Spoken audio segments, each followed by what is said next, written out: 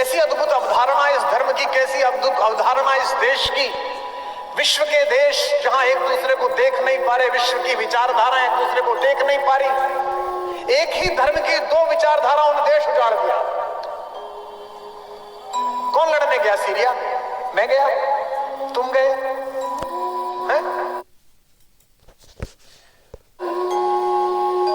Jesus के बेटे गए, यहूदी गए? नहीं, एक ही धर्म की अवधारणा लड़ पड़ी। एक ने कहा ये धर्म की अवधारणा ये वाली ठीक है, उसने कहा नहीं ये वाली ठीक है, एक दूसरे को मारने लगे, देश तबाह हो गया। और चले जाइए कुंभ क्षेत्र में 25 सेक्टर में एक ही धर्म की ध्रुवीय विपरीत अवधारणाओं वाले संत एक दूसरे का स्वागत कर रहे हैं, गंगा की लहरें उनका स्वागत कर रही है। देश यह जो समावेशी विचार है, जो दूसरे की वैचारिकी को भी स्वीकार करता है, कहता मैं आपसे सहमत नहीं हूं पर मैं आपको स्वीकार करता हूं, यह जो वैचारिक लोकतंत्र है, यह इस देश की ताकत है। 41 देशों की कुल जनसंख्या से अधिक लोग आने वाले हैं, 40 करोड़ लोग एक जगह में, एक शहर में। युवा बच्चे बैठे हैं, युवा लोग जो आना चाहते हो कुंभ में, जो आना चाहते हो अपने अपने राम में, उनसे कहता हूं इसलिए आओ कुंभ में। हॉस्टल में रहते हो, एक लड़का है जिसके कमरे में केवल मनोरंजन की बातें होती हैं, 10-11 बजे कुछ विशेष रासायनिक पदार्थ खुल जाते हैं, उसके कमरे में कोई भला लड़का भी जाए तो भी उसके मन में विकार पैदा होता है, 5 दिन लगातार चला जाए। छठे दिन वो लेफ्ट आउट फील करता है कि मुझे छोड़ दिया गया, वो कहता है ठीक है मैं भी थोड़ा सा कर लेता हूं। और एक लड़का है जिसके कमरे में केवल पढ़ाई लिखाई की बात होती है, दर्शन की, तत्व ज्ञान की बात होती है, जो भी बैठता है सब आपस में चर्चा करते हैं। मूर्ख से मूर्ख लड़का भी उस कमरे में जाके बैठता है तो उसके अंदर कुछ बात जागृत होती है। अगर 5 लड़कों के समुच्चय से वैचारिकी में इतना बड़ा परिवर्तन आ सकता है, तो विश्व के सारे साधु संतों के आगमन के क्षेत्र में जाने से कितना परिवर्तन आ सकता है, कितना विचार पड़ता। विश्व की सारी सकारात्मक ऊर्जा, विश्व का सारा तत्व ज्ञान, विश्व की वैचारिक चेतना का प्रकर्ष कुंभ में आया हुआ है। सबकी अपनी अपनी चर्चा चल रही है।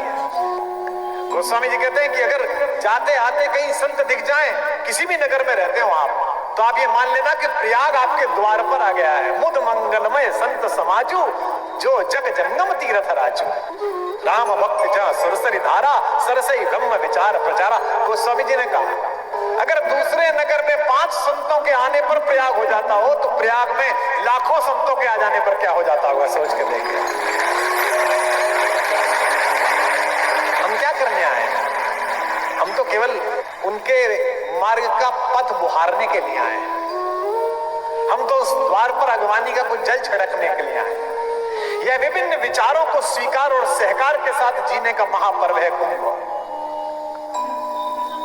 गोस्वामी जी ने कहा माघ मकरगत जब रवि होई, तीर्थ पतहि आव सब कोई, सब आते हैं। यह जो वैचारिकी का समन्वय है, यह जो आध्यात्मिक परंपरा है, यह महत्वपूर्ण है।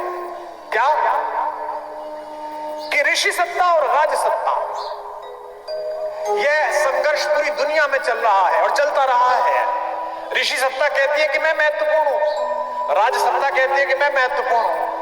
कई बार राज सत्ता ऋषि सत्ता को तर्जनी दिखाने की प्रयास करती है, लेकिन यह भारत है जहां राज सत्ता किसी की भी बदली हो, ऋषि सत्ता का सर्वोच्च सिंहासन रहा है।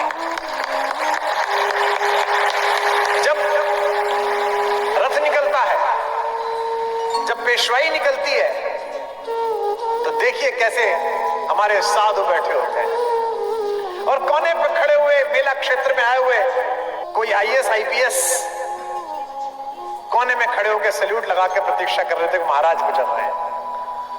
यह जो ताकत है, यह ऋषि सत्ता है। संस्कार विधि पढ़िए कभी आप,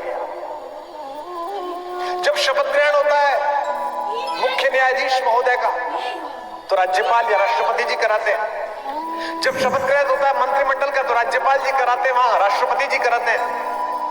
लेकिन राजा का जब राज सिंहासन उसे मिलता है युवराज के रूप में, तो संस्कार विधि कहती है कि 7 पवित्र नदियों का जल लाया जाए